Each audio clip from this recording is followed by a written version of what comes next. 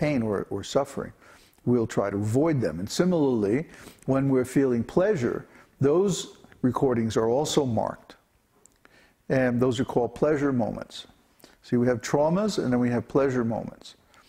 And everything else in between is just sort of, you know, thrown in the trash basket. It doesn't have any particular survival value according to the mind. You see. So the mind's intelligence is based around the task of promoting survival in the material world. It's a biological computer. It's actually, I mean, it's sophisticated in the sense that it can handle an enormous amount of data. I think, remember in the San Diego seminar, we went through a calculation of how much data is involved in processing the streams of sensory information coming into the mind. And it's like in the realm of gigabytes per second.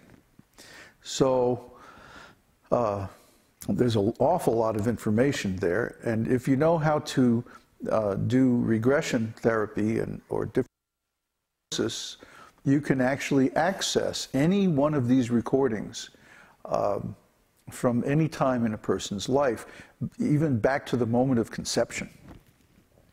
So the mechanism of the mind, although it's connected with the brain, it's not the brain, it's something subtle. There's some kind of subtle energy field that retains all these impressions that is much higher information density than even the human brain. And the human brain is some kind of holographic computer itself. I mean, it's a very impressive machine itself. But even before the brain is formed, you can still find recordings in the mind of traumatic incidents, for example, in the implantation stage of the blastosome in the wall of the uterus, which is way before brain formation takes place. Therefore, the recording mechanism has to be something subtle. It can't be anything material, because the material structure is not there yet. And the proof that this is not just an imaginary experience, is that when people go back through regression and they relive these experiences, their cases make enormous improvement. They feel great relief, and then you see that their personalities improve and their memory, and often the somatics that they're experiencing will go away and stuff like this. So there's something really, there's something to this. It's not just woo-woo science fiction, new age stuff. It's really something that we can use to help people. Not that we want to get into a whole, cultivation of psychology, but if somebody's really messed up, we can send them for therapy and know that it's really going to help them. Anyway, the mind is there in the material world to help us with material survival. But in the spiritual world, there's no question of survival. Survival is eternal, automatically. So we don't need the mind in the sense of some kind of survival mechanism.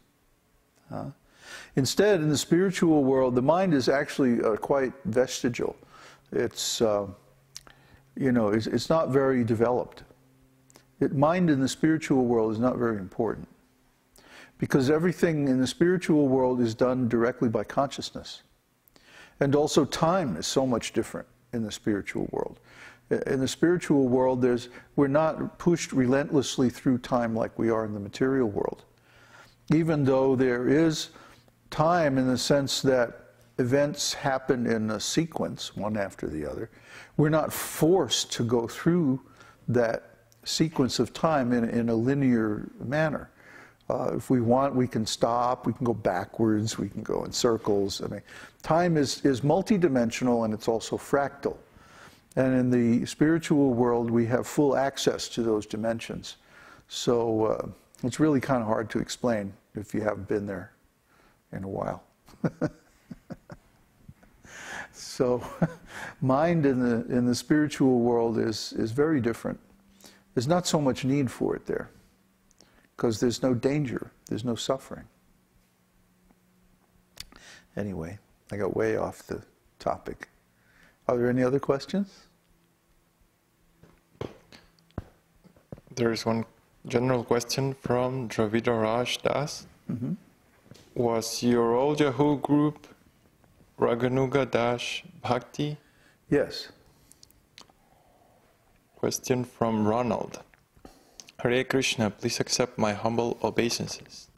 All glories to Srila Prabhupada.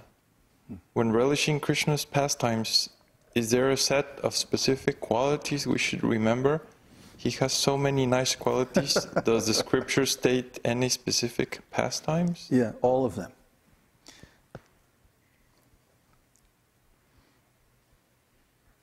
But of course, you'll find that you will be attracted to particular qualities and particular pastimes of Krishna more than others. To a Vaishnava, all of Krishna's pastimes are important. All of his qualities are relishable. We don't neglect any of Krishna's forms or his pastimes or qualities.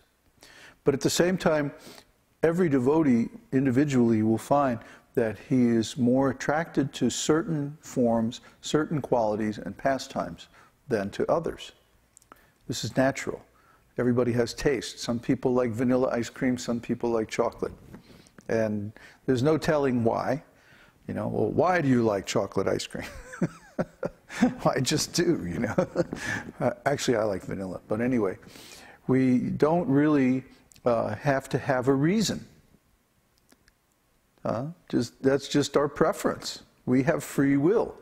And Krishna grants us that free will, and he recognizes that free will. And he actually responds to our free will in that he will react or respond to our devotional service in a particular mood, appropriately, according to that mood. So if we prefer to worship Krishna in the mood of servitorship, or friendship, or parenthood, or conjugal love, Krishna will respond in that mood, according to our taste.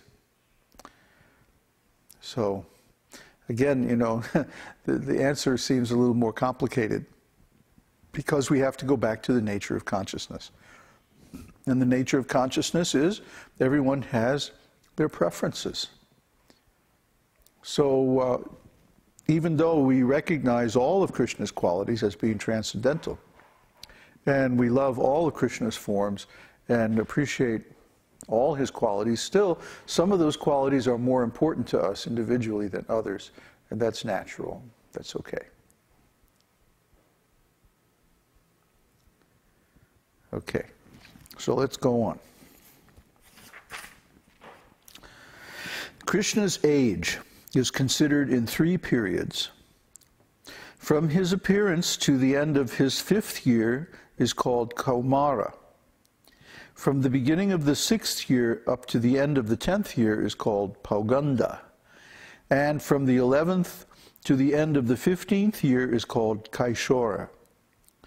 After the beginning of the 16th year, Krishna is called Yovana, or a youth, and this continues with no change. In our University of Higher Knowledge courses, we study Krishna book before we study Śrīmad-Bhāgavatam directly, because Krishna book gives very nice digest of Krishna's pastimes without getting into too much detail or too much technical issues. So this is divided up into these 3 ranges of age. And we, in the first 3 courses, in the first course, the Bhakta course, we study the Kaumara, the Kaumara pastimes of Krishna, the Pauganda and the Kaishora pastimes of Krishna are all part of the Braja Lila, because they take place in Braja or Vrindavan. Then the Kaishora, after the Kaishora, then the Yovana stage of Krishna's age begins, and that's at the time that he goes to Mathura. So the Mathura Lila and the Dvarka Lila are studied separately. We study the Braja Leela first because it's the most important. And then the others are studied later. Anyway, as far as Krishna's transcendental pastimes are concerned, they are mostly executed during the Kaumara, Pauganda, and Kaishora periods. His affectionate pastimes with his parents are executed during his Kumara age. His friendship with the cowherd boys is exhibited during the Pauganda period. And his friendship with the gopis is exhibited during the age of Kaishora. Krishna's pastimes at Vrindavan are finished by the end of his 15th year, and then he is transferred to Mathura and Dwarka, where all the other pastimes are performed, and like I said, that's in the Yovana age. Srila Rupa Goswami gives us a vivid description of Krishna as the reservoir of all pleasure in his Bhakti Rasamrita Sindhu. Here are some parts of that description.